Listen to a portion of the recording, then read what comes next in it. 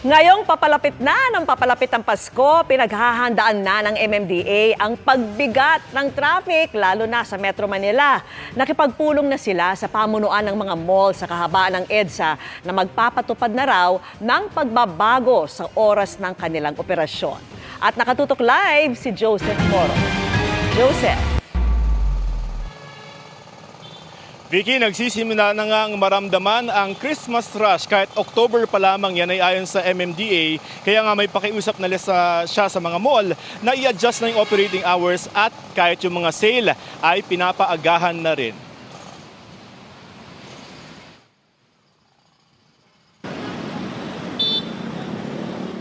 Tuwing na lang magpapasko, ganito kabagal ang daloy ng trapiko sa EDSA. Sa dami kasi ng mamimili at mga bumabiyahe sa kasagsagan ng Christmas rush, siksikan din ang mga sasakyan, lalo yung malapit sa mga mall. Pero sa datos ng MMDA, ngayon pa lamang malaki na ang idinami ng sasakyan sa EDSA, ilang buwan bago magpasko. Ang volume ngayon ng sasakyan sa EDSA nasa 421,000 na, noong isang buwan mula sa dating 400,000 noong Agosto.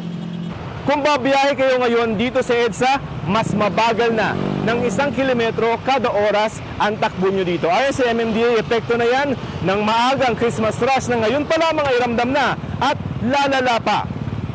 Paano pa kaya sa Pasko kung saan kabi-kabila ang Christmas shopping? Kaya nga ngayon pa lamang may pakiusap na ang MMDA sa mga mall para mabawasan yan.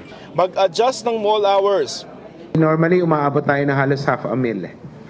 Pag habang lumalapit yung Christmas season, we expect na before undas, bibigat pa yan. Then after undas, dire-diretso na yan hanggang Christmas time na. May tinatayang 29 na mga mall sa kahabaan ng EDSA, kaya ang pangkaraniwang takbo na 20 hanggang 21 kilometers per hour, nasa 19 kilometers per hour na lamang sa northbound at mas mabagal na 18.13 kph pa southbound. Pumayag naman ang mga mall na simula November 18 hanggang December 25. Sa halip na alas 10 ng umaga, alas 11 na ng umaga sila magbubukas. Pero magdidesisyon pa sa mga susunod na araw ang mga mall kung anong oras sila magsasara. Ia-anunsyo na lamang daw nila ito. Mas aagahan din daw ang mga Christmas mall-wide sale na dapat gawin bago mag-November 18. We are supporting naman kasi whatever MMDA is requesting from us, sir. So, most likely naman the bonuses are released before November 18 din pa. Lahat po ng sales namin talaga prior to December, and recognizing as well na yung mga bonuses po na-release prior to November 18. We're going to follow din naman the request of our MMDA regarding itong holiday season natin to ease yung congestion sa EDSA during itong holiday season natin. Umaasa ang MMDA na kahit papano ay maibsan ang volume ng mga sasakyan na sa mall ang punta. Nai-scatter lang natin siya.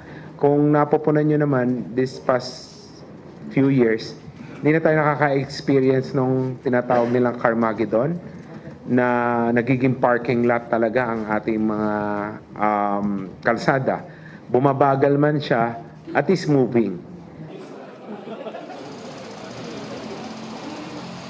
Vicky, plano rin ng MMDA na kausapin yung Department of Transportation para pag-usapan naman kung posible na i-extend naman para sa mga commuter, yung LRT, MRT at saka yung EDSA bus carousel. Vicky?